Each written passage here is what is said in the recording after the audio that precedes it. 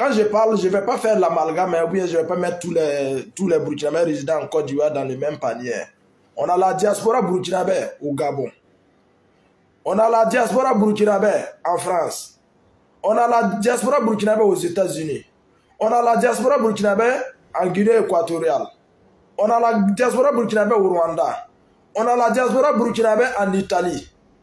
Mais les renégats là même là, ceux mêmes qui refusent de se reconnaître burkinabé là, c'est toujours en Côte d'Ivoire là-bas. Quel genre d'éducation vous avez donné à nos enfants là, à vos enfants qui sont nés là-bas, à nos frères qui sont nés là-bas, à nos cousins qui sont nés là-bas, à nos grands frères qui sont nés là-bas là. La diaspora burkinabé en Côte d'Ivoire, c'est quel genre d'éducation vous donnez à vos enfants? On ne peut pas se lever, se réclamer burkinabé en fonction de tes émotions. Les jours que tu es contente, voilà, tu es ivoirienne. Si tu es frustré, tu es burkinabé. Ça ne marche pas comme cela au Burkinabé. Le capitaine Ibrahim Traoré même a dit, soit au Burkina, on est burkinabé ou pas. Voilà, on ne se lève pas du jour au lendemain. On se réclame ivoirien, on se réclame burkinabé. Voilà, donc, toujours vous allez lire l'air. Moi j'ai dit, tu ne peux pas du tout rejeter les Burkinabés et puis ne pas lire l'air. Allez-y demander à Zéna Bansé, elle a lu l'air. Blaise Compaoré, il a lu l'air. Il a changé de nationalité du jour au lendemain, présentement, il n'a plus de valeur. Voilà. Avant, vous savez, ce matin, moi, j'ai fait une vidéo. J'ai essayé d'équilibrer, de joser un peu les choses pour la cohésion sociale, pour la paix. Voilà. À l'interne, entre les Burkinabés. J'ai parlé un peu disons des traditionnalistes, j'ai parlé un peu des religieux, sans autant évoquer le nom de quelqu'un. J'ai vu des fanatiques un peu venir dire qu'il est là combattre l'islam. Vous savez, ouvrez votre cerveau là. Allez-y apprendre, cherchez à découvrir le monde. C'est vous-même qui faites que les gens tiennent des propos vraiment acerbes envers l'islam. Parce que vous n'avez rien compris de l'islam. Peu importe si ton guide dérape là, il faut accepter de dire la vérité. C'est très important. Je suis venu ici là, j'ai fait la vidéo de ce matin. Est-ce que j'ai évoqué le nom de quelqu'un? Non. Moi j'ai dit tout simplement, nul n'est au-dessus de la loi. Si moi j'ai foi à ma religion, j'ai confiance à la religion que je pratique, et j'ai confiance que c'est le seul Dieu juge, en quoi c'est de venir chercher à saboter, à dénigrer les autres religions? Ce n'est pas bon pour la cohésion sociale, ce n'est pas bon pour le tissu social, ce n'est pas bon d'abord pour la paix. Parce que d'abord au front là, moi je vous ai dit, il y a plusieurs hommes de confessions différentes au front, mais ils travaillent main dans la main. Tu es du christianisme, on a besoin de tes efforts, de ta qualité, de quoi tu es capable pour nous ramener la paix. Tu es musulman, on a besoin de quoi tu es capable pour nous ramener la paix. Tu es traditionnaliste, coutumier, on a besoin de toi pour nous ramener la paix. Quand, au niveau de nos forces de l'ordre là, quand on est là doté les soldats de anti-balles là, vous avez vu quelqu'un dire que je fais confiance, je crois à mon Dieu que je ne vais pas prendre anti-balles? Vous n'avez jamais vu ça là-bas. Le feu, paix à son âme, là Dioro, que la terre libre du Burkina lui soit légère. Pourquoi aujourd'hui tout le monde parle de l'Adioro? L'Adioro aussi, il avait la main sur quelque chose. Mais l'homme, peu importe ta force, peu importe ta puissance, on est né, Dieu nous a créés tous mortels. On est tous mortels, peu importe notre puissance. Mais pourquoi le nom de l'Adioro est resté dans l'histoire? Il a été patriote, il a été digne, il a été combattant, il s'était préparé pour le front. Vous comptez, en fait, vous venez blaguer les gens. Et les gens, en fait, les gens... Moi, je parle aux hommes du front. Tout ce que vous avez comme protection pour vous protéger là, pour aller au front, ne regardez pas quelqu'un qui s'assoit dans sa mosquée ou bien à l'église là-bas qui parle de n'importe quoi pour vous démoraliser. Protégez-vous comme vous pouvez pour aller au front. Certes, c'est Dieu qui protège. Mais si Dieu même nous a donné cette force mystique là, cette capacité d'utiliser la nature pour nous protéger là, ce n'est pas pour rien. Dieu sait qu'est-ce qui est bon pour nous, qu'est-ce qui est mauvais pour nous.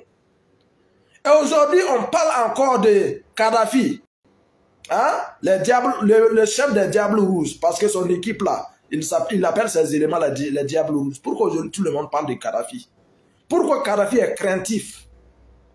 Il a la main mise sur quelque chose. Donc aujourd'hui, si tu tiens ta Bible, tu tiens à ton Coran là, tu es capable de dire de quoi et de n'importe quoi pour mélanger les gens, pour créer la zizanie, pour créer la haine, pour créer la division là. Faut t'élever pour tu vas aller au front, utiliser cette puissance là, cette croyance là pour nous libérer, pour libérer les villages, hein, pour faire réinstaller les villageois. C'est tout ce qu'on te demande. Ce n'est pas de venir t'asseoir à la mosquée pour créer la haine. Ce n'est pas venir t'asseoir sur tes fétiches pour créer la haine. Ce n'est pas ce qu'on demande. Les Burkinabés ont besoin de la paix. De quoi tu es capable, il faut aller faire ça. Quand on parle d'anti-foudre là, les grands immeubles que les Européens construisent, et puis ils mettent l'anti-foudre là. Ça, c'est pas Dieu. Hein? Ils ont travaillé leur cerveau, ils ont utilisé la nature. La force de la nature pour travailler ça, pour empêcher les tonnerres. Pourquoi vous ne dites pas que non? Pourquoi si vous construisez vos maisons là, vous ne dites pas non, moi je ne vais pas mettre anti-foudre. Je remets ça dans la main de Dieu. En fait, travaillez avec votre cerveau quand quelqu'un vient pour communiquer. Je peux descendre vous répondre, hein, je peux vous répondre individuellement. Moi aussi, je suis très scientifique. Moi, je crois fermement. Mon entourage sait que je suis un pratiquant. Je n'ai pas besoin de venir manifester ma foi pour montrer ma foi, pour montrer à quel point je crois à Dieu, pour montrer à quel point je ne manque pas la mosquée. Moi, je ne suis pas comme ça. Mais mon entourage sait que je suis un fervent pratiquant. Mais moi, je crois à la science. Si vous construisez vos immeubles là, ne mettez pas anti-foudre. Dites que non, Dieu va protéger ma maison. Si on vous envoie au front, là, vous êtes un fils de l'imam, là, ou bien un fils du pasteur, là. Si on vous donne anti-balle, là, ne prenez pas. Non, dites tout simplement, Dieu va me protéger. En fait, vous êtes des ignorants du monde moderne. L'Arabie Saoudite, la Kaaba que vous partez rendre visite, là, c'est protégé par les forces américaines. L'Israël, où les chrétiens font leur pèlerinage, là, ils se sont dotés des matériaux, des armes de la toute dernière génération pour se protéger. L'Iran, aujourd'hui, a l'arme nucléaire. Le Pakistan, Inde a testé, Inde a détesté. Tout ça, c'est des croyants, c'est des fervents croyants. Mais quand quelqu'un parle, ça dit, vous n'avez pas la capacité de discernement, vous n'avez pas l'intelligence pour mener un débat. Parce que mon guide a dit telle chose, voilà pourquoi vous serez toujours berné. Le pasteur va toujours prendre pour vous, pour mettre dans le coffre. Voilà, pour se servir. Les imams vont toujours prendre... L'imam qui te dit que non, le monde... Ça dit, on n'est pas venu ici pour chercher le monde n'est rien. Pourquoi lui, il roule dans une grosse cylindrée? Pourquoi lui, il construit des grosses maisons? Pourquoi lui, il envoie ses enfants aller étudier dans les grandes universités? On peut chercher Dieu à rester intelligent. Voilà. Être religieux, ce n'est pas être abruti. Être religieux, ce n'est pas être idiot. Vous voyez, c'est derrière la religion que l'imam dit que c'est caché pour semer toute la merde là au Mali. Voilà pourquoi nous on vous demande d'ouvrir le cerveau. Je ne vous demande pas de ne pas croire. Hein. Moi-même je crois. Mais on peut croire en restant intelligent. Menez vos recherches. La croyance sans la force, sans la puissance là, ils vont t'anéantir. Et au front, on a besoin de tout le monde, toutes les forces. Toutes les confessions religieuses, pour la paix là, on a besoin de tout le monde. Celui qui peut croire en Dieu, lire son Coran pour libérer les villages, tant mieux. Celui qui peut croire à sa Bible, croire à son Dieu, à Jésus, pour libérer un village, tant mieux. Celui qui peut croire à ses fétiches pour libérer un village, tant mieux. Nous, on ne cherche que la paix. Et celui qui peut nous ramener la paix serait la bienvenue. Vous êtes tous des idiots. Quand vous venez commenter là, moi je sais que vous n'êtes pas intelligent. Voilà pourquoi je ne réponds pas à certains. J'ai la capacité intellectuelle pour venir vous répondre. Mais je sais que la majorité, vous êtes des endoctrinés. Vous ne menez pas des recherches, vous n'êtes pas intelligent. Donc je réponds rarement à ces gens de choses. Moi je suis venu, j'ai donné mon point de vue. J'ai dit ce que je pense pour la paix, pour la cohésion sociale. Au Burkina, on a tous grandi entre nous. Voilà, vous partez dans certaines familles, il y a chrétiens là-bas, il y a animistes là-bas, il y a athées là-bas, hein, il y a musulmans là-bas, mais ils cohabitent dans la paix. Le Burkina n'a jamais connu cette tension religieuse. Mais si on voit des guides religieux qui prêchent la division, qui prêchent la haine, on va venir vous dire cette vérité-là. Peu importe, même si vous avez des cornes sur la tête. Si on voit aussi un animiste, un coutumier, un traditionnaliste qui prêche la haine, on va venir lui dire la vérité là. Peu importe sa force, peu importe sa puissance, peu importe son rang social. Nous, nous ne sommes pas de complexés. Voilà. Celui qui est là prêcher pour dénigrer les autres religions là, demandez-lui, il a combien d'enfants au front? Il a envoyé combien de ses fidèles au front? C'est ce qu'on demande. Vous n'êtes pas intelligent. Malheureusement. Voilà donc, je vais fermer cette parenthèse-là. Quand nous on parle du capitaine Ibé, les gens pensent que nous sommes là à faire les Atalakou, les Prodada. Voilà, je vais vous faire lire une dame qui a été injustement vraiment... parce que les périodes déjà nous on mène des recherches, nous on n'est pas là ici pour chanter les louanges de Ibé, les idées même de Ibé qui nous amènent à le soutenir. Voilà, donc ici là. La dame, elle a été ministre sous le MPP si je ne me trompe pas, si j'ai la bonne mémoire. La voilà, hein. Je vais vous faire montrer sa photo et puis je vais vous lire sa publication de ce matin. Elle s'appelle Nestorine Sangari. Voilà, elle a été ministre sous MPP. La voilà. Je vais lire sa publication pour vous montrer tout simplement. Ibé est un président de toutes les couches sociales. Il est pour la justice. Il est pour l'équilibre de la société. Je vais vous lire ça. Hein. Vous allez tous écouter. 15 janvier 2015, 22 janvier 2025. C'est le temps qu'il a fallu à l'État burkinabé pour me reconnaître pleinement mon statut d'enseignement d'université après mon mandat de ministre de 3 ans et demi. Pendant cette période, tous les gouvernements qui se sont succédés depuis 2015 ont refusé de me rendre justice. Tous les ministres que j'ai côtoyés, j'ai approché du moins, et surtout les secrétaires généraux semblaient avoir peur. Pour ma part, j'ai refusé le silence et l'oubli pour clamer cette violence administrative subie auprès des autorités. Quand lors d'une rencontre avec le président Roch en 2021 à Zinéré, il m'a demandé ce que je faisais maintenant. Je lui ai répondu que j'étais sur Facebook. Il a éclaté de rire avec les ministres présents, Alpha Bari, Eric Bougouma, Bonané, etc. Ma situation était connue, mais cela plaisait au gouvernement MPP. La reconstruction de la carrière était insuffisante. Quand j'ai rencontré le président d'Amiba pour parler du problème, il m'a écouté sans donner son avis sur ce problème. Il m'a parlé plutôt d'autres sujets et des plaintes de l'ambassade de France pour mes écrits sur Facebook. Je traînais des casseroles, semble-t-il, la promesse du secrétaire général Mesri d'alors de résoudre mon problème de réintégration à l'université de sont restés vaines. Vous savez, Damiba est un lâche. Damiba est un poltron. Il a parlé de son problème à Damiba. Damiba a préféré lui parler d'autres sujets comme d'habitude. Parce que tout simplement, la dame critiquait l'ambassade, disons, le système français au Burkina. Donc, ça veut dire que les ordres étaient venus au niveau même de l'ambassade de France pour bloquer la reconnaissance du statut d'enseignante à l'université de la bonne dame. Vous voyez, je n'ai jamais rencontré le président Ibrahim Traoré. Mais j'ai exposé ma situation au ministre Tchombiano Adjima. Je l'ai fait ensuite au ministre d'État Bassolma Bazoum en lui disant qu'il peut seul me comprendre car il a aussi été victime de maltraitance administrative.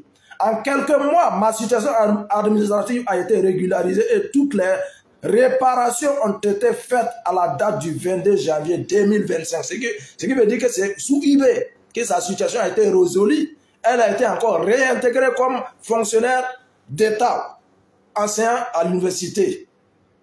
Je voudrais remercier tous ceux qui, dans la chaîne administrative, ont contribué à cette issue heureuse. Je ne les connais pas, mais Dieu les connaît tous et saura rendre à chacun selon ses œuvres. Merci aux plus hautes autorités pour avoir rendu possible ma réhabilitation et la réparation des torts qui m'ont été faits. Je remercie surtout le Dieu Tout-Puissant qui m'a soutenu et béni pendant ces longues années de traversée du désert. Sa bonté et sa fidélité n'ont jamais fait défaut. De toute la gloire reviennent à Dieu. Ma famille et moi n'avons manqué de rien grâce à Dieu et au soutien des frères et sœurs, des amis. Je vous dis ici, la force de la toile aussi, c'est ça. Pendant des années, j'ai été opprimé par une machine administrative politisée et sans éthique. Je n'ai pas pu enseigner à l'université pendant ce temps. C'est une perte pour la nation qui a payé mes études et pour les générations d'étudiants en communication et journalisme. Facebook était mon terrain de combat, pas un espace de jeu. C'est pourquoi à la fin de cette épreuve, je remercie ma famille Facebook qui m'a soutenu et suivi juste depuis 2017. Ma page était ma salle de classe. J'y ai partagé mes diverses connaissances. J'ai participé à des débats politiques d'actualité. J'ai défendu mon pays contre l'impérialisme ainsi que mes convictions morales et ma foi. Grâce à Facebook, j'ai fait la connaissance de gens formidables que je n'aurais jamais rencontrés à l'université. Bon, le reste, le reste des lignes, c'est des remerciements. C'est pour vous dire tout simplement, vous voyez, sinon on vient ici pour combattre les injustices. Les gens nous parlent de leur situation souvent en inbox.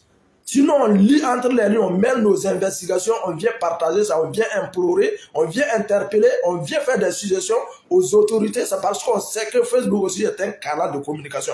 C'est pas de nos jours. Alors avant, la communication était détenue entre les mains des journalistes, quelques canaux. Voilà, si tu ne payes pas l'argent ou bien si ta tête ne leur plaît pas, voilà, donc déjà ton message ne passe pas. Mais aujourd'hui, grâce au Facebook, grâce à la toile, eBay ne peut pas être à tous les niveaux pour connaître s'il y a des injustices partout. Mais si à nous, à notre niveau, si le message nous parvient, que nous menons nos investigations, on trouve que c'est louable, qu'on peut soutenir, on doit donner la voix, on doit être la voix des opprimés, nous on transmet le message. C'est dans ce sens-là, c'est dans cette dynamique-là qu'on pourrait construire un État fort, un État juste, où tous les Burkinabés sont justes devant la loi. Voilà, donc c'est pour venir vous dire tout simplement que sous eBay, la dame, hein, le tort a été réparé, la justice a été faite, la dame est de nouveau enseignante à l'université. Vous voyez, voilà, donc ça c'est pas nous on fait à Talakou de eBay. Le pouvoir de eBay là, c'est le pouvoir de tout le monde. Monsieur Soumana Sano, voilà, parce que tenu là, j'en avais il y a longtemps, hein, mais maintenant, comme il y avait trop de voleurs au niveau de l'État, voilà, tous les anciens voleurs du pays, les ministres, les députés et tous se portaient Faso Damphane. Moi, j'avais mis ça au fond de ma valise. J'ai dit que j'avais déjà promis ça pour ceux qui me suivaient il y a longtemps, que le jour qu'on aura un président digne, une des autorités dignes, voilà, moi je vais faire sortir mon Faso Damphane et puis je vais porter avec fierté. Parce que je ne peux pas venir porter Faso Damphane dont les voleurs aussi portaient, quoi. Et les permis du désert. Donc, voilà, donc le message, voilà, ça c'est juste un petit message pour venir dire à les endoctrinés quand on critique le comportement de certains guides religieux. On est loin, on ne vient pas ici pour combattre la religion. Si vous voulez faire votre amalgame là, hein, quittez sur cette page-là. Nous ne sommes pas dans un débat de passion. Voilà, nous sommes ici pour trancher la vérité. Nous sommes là ici pour soutenir la vérité.